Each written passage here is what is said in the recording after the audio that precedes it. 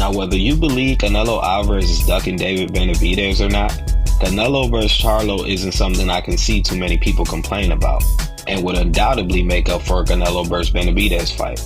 I mean, no disrespect to any other fighters, but at least it's not Edgar Berlanga.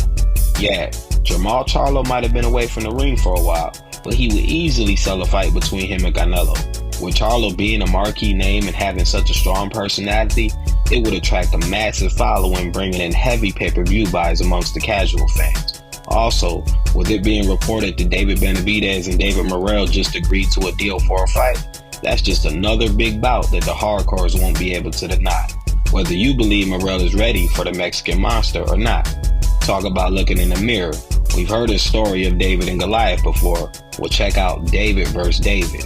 Look, we already know Benavidez is the boogeyman amongst his peers, but if anyone brings Michael Myers versus Jason vibes to this film, it's definitely David Morrell Jr. I don't see how anyone can overlook Morrell's confidence. I get that he only has 9 fights on his resume, so of course many will label Morrell a hype job or question if he's the real deal.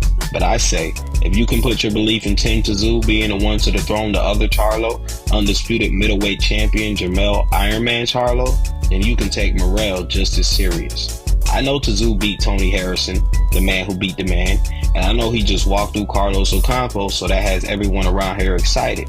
But just remember, Tszyu has been down before, and Jermell, with a loss and a draw, has never touched the canvas. Also, for those who believe Jerron Boots Ennis is next in line for Crawford or Spence, then I don't see how Morrell vs. Benavidez should be a problem. I understand that Boots is a very talented and big welterweight who works behind the jab like Spence, has power in both hands, and is ambidextrous like Crawford. He's an excellent fighter, but we have to remember that Boots Ennis hasn't really faced an elite opponent. Now, whether that's up to him or not, like Morrell, it hasn't happened. So keep all of that in mind when critiquing the experience of David Morrell in those 9 professional fights. Morrell is still the WBA regular super middleweight world champion to David Benavidez WBC interim super middleweight champion. And he is the one who was pushing for the fight and calling David Benavidez out. Hey, I don't know, man. Maybe the winner of Canelo vs. Charlo faces the winner of Benavidez vs. Morrell, and we still get Canelo vs. Benavidez sometime next year. Or if one of them, maybe even both of them lose, then that just makes the possibilities that much more endless. Either way, the clock is ticking and has been for a while now. So something or someone is bound to explode. Pop off.